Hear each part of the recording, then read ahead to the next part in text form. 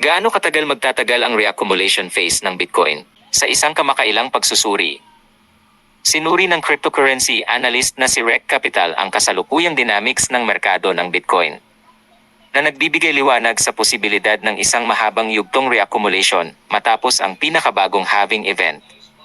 Binigyang diin ng analyst na ang Bitcoin ay lumipat mula sa kanyang pre-halving retracement phase patungo sa isang yugtong reaccumulation. Ang yugtong ito, na kinabibilangan ng pahinante na pag-consolidate, ay mahalaga para sa pagtatakda ng entablado para sa susunod na pag-angat ng presyo ng Bitcoin. Iniulat ni Rec Capital ang mga mahahalagang suporta at resistensya na nagpapahiwatig na ang Bitcoin ay kasalukuyang nagkukonsolida sa loob ng isang hanay na may halos $70,000 bilang itaas na resistensya at $66,000 bilang ibaba na suporta. Gumamit ng paghahambing sa mga makasaysayang padrino, binanggit ng analyst ang mga reaccumulation range na namataan pagkatapos ng mga halving event noong 2020 at 2016 na. Noong 2020, tumagal ng 160 araw para sa Bitcoin upang umakyat mula sa halving event patungo sa isang breakout, samantalang noong 2016 na isang katulad na hanay ay tumagal ng 154 araw.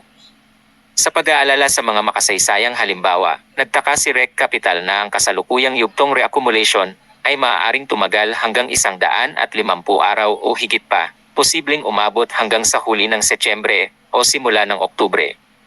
Nagmungkahi ang analyst na ang isang yugtong reaccumulation na lampas sa 200 araw ay maaaring ideal para sa market cycle ng Bitcoin upang maituwid ang mga makasaysayang pamantayan at mapabawasan ang pabilis na takbo na nasaksihan sa pre-halving period. Bukod dito, ipinaliwanag ni Rec Capital ang kahalagahan ng Bitcoin na magkaroon ng yugtong underperformance bago ang overperformance, na pinapansin ang pangangailangan para sa kasalukuyang yugtong reaccumulation upang balansehin ang mabilis na pag-ani bago ang halving.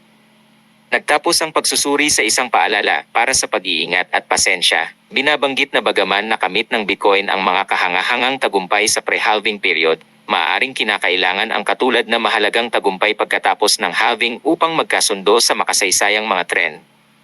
Nagmungkahi ang analyst na ang isang mahabang yugtong reaccumulation ay maaaring magsilbing katalista sa pagkakamit ng ganitong kaluwagan na posibleng magdulot ng mas matibay na landas ng bull market. Huwag kalimutan mag-subscribe, click the notification bell. Ang paalala na ay click ang notification bell at mag-subscribe sa channel o platform upang makatanggap ng mga abiso o updates sa mga bagong nilalaman o impormasyon na inilalabas ng tagapagsalita.